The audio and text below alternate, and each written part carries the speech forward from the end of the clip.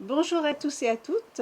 Eh bien aujourd'hui on est avec Gérald. Bonjour, bonjour Cécile. Bonjour Gérald. Je crois que tu as créé un concept, on va le dire comme ça, un concept de box. C'est ça, de box locale. Donc notre but, c'est de pouvoir préparer des boîtes pour que les gens refassent les recettes à la maison en utilisant un maximum de produits locaux.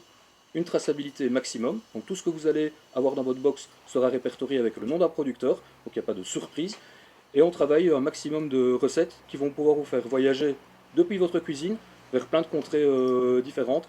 Donc le but, c'est vraiment de pouvoir s'amuser en cuisine et de pouvoir manger des choses qui viennent le plus proche possible de son domicile. Ah ben Voilà le super. concept qu'on a décidé de mettre en place. Et on s'éclate en faisant ce travail, en fait, oui. Ah ben oui. Et là on va s'éclater ensemble apparemment. Exactement.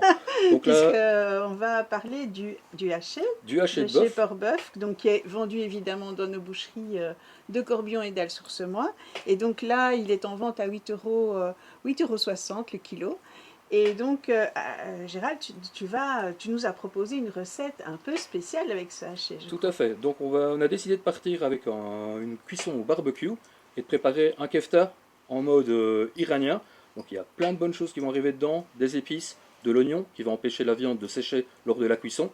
Et vous allez voir, c'est tout fin, ça fond en bouche une fois que la cuisson est terminée. C'est juste un plaisir à partager. C'est une autre version que les brochettes traditionnelles qu'on peut trouver. Mais c'est voilà comment on peut utiliser un produit local en faisant voyager les gens au maximum en fait. Eh ben super.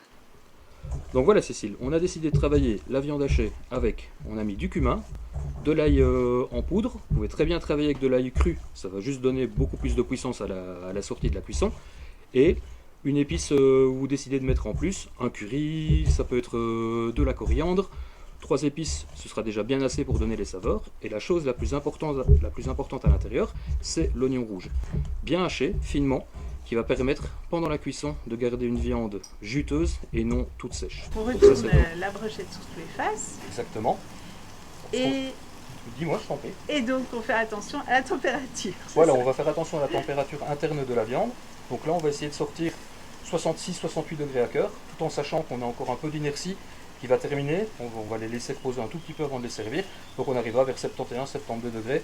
Et le risque de bactéries à ce moment-là a complètement disparu, puisqu'on arrivait à une température maîtrisée.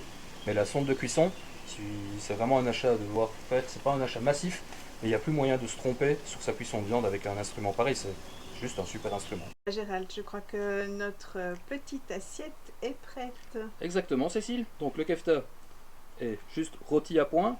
À l'intérieur, on est sorti à 68 degrés, donc on va garder une jutosité de produit irréprochable. On a décidé de mettre des navets crus pour le côté un peu piquant, tout léger, qui va venir rafraîchir le palais à chaque fois, et un taboulé oriental qui l'accompagne. Eh bien, ça nous fait une assiette légère et très sympathique Et en tout à fait fait. de saison, oui. Même avec un gros coup de soleil, c'est super appréciable.